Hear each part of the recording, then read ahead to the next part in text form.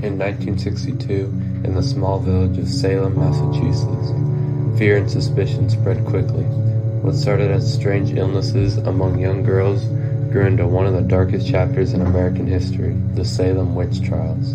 Over 200 people were accused and 20 innocent lives were lost. The Salem witch trials are a story of fear and superstition. They remind us of the dangers of injustice, unchecked power, and scapegoating. This is their story.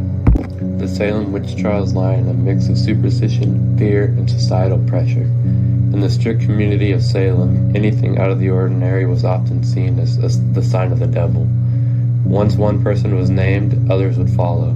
Neighbors turned against each other, and long-standing rivalries and grudges became the foundation for the trials. Back in time of the Salem witch trials, many people believed witchcraft was real and dangerous. They thought witches were working with the devil and harm others, so anyone suspected of being in witchcraft was treated very seriously. But after the trials, people started to realize the fear and false accusations had led to a lot of harm. Over time, belief about witchcraft changed. Today, most people don't see it as a real threat. Instead, witchcraft is often viewed as part of a folklore, fantasy, stories, and even personal spiritual practices. It's no longer something people are punished for, and society has become much more careful about judging others based on fear or suspicion.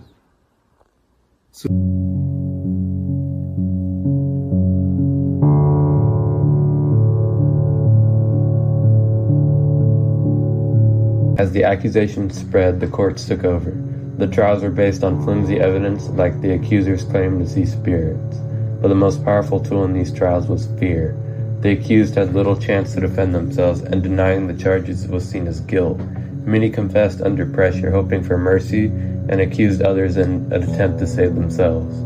These confessions only fueled the accusations.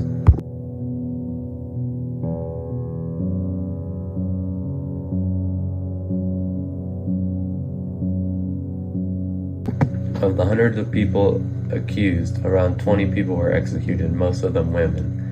The manner of execution was decided by how bad the accusations were. The most common method was hanging.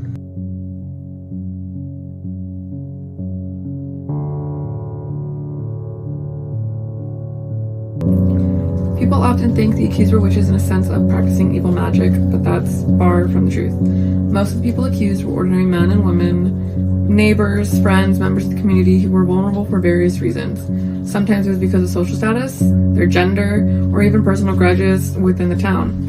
They were not evil or supernatural beings, but victims of fear, superstition, and sometimes jealousy. And it's important to remember that the term witch was a label forced on them. They deserve our empathy, not our judgment.